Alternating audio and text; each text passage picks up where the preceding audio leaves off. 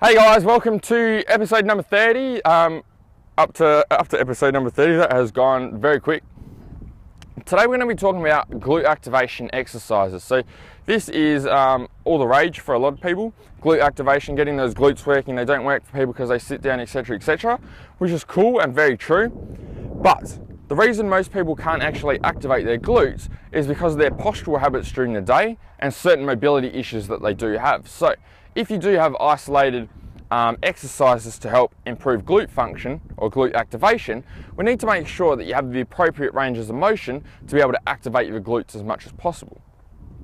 What I'm getting at here, if we have very, very tight hips, what that will mean is that our quads or hips are pulling us into extension. So they're pulling us into an anterior pelvic tilt, which is pulling us forward, okay? Now, if you try and extend through your lower back and try and squeeze your ass cheeks together, it's just about impossible. It's very hard to do, and the contraction is not very hard. It's very, very difficult to be able to do. Now, when you put your spine into a neutral position, you tilt the pelvis back and you squeeze your bum, you'll find that it's a lot easier. So it's a lot easier to activate your glutes when we have our pelvis in a neutral position. Now, a lot of people are tight through the hips. They can't get this pelvis into a neutral position, or as neutral as what it could be, and it's still in that tilt.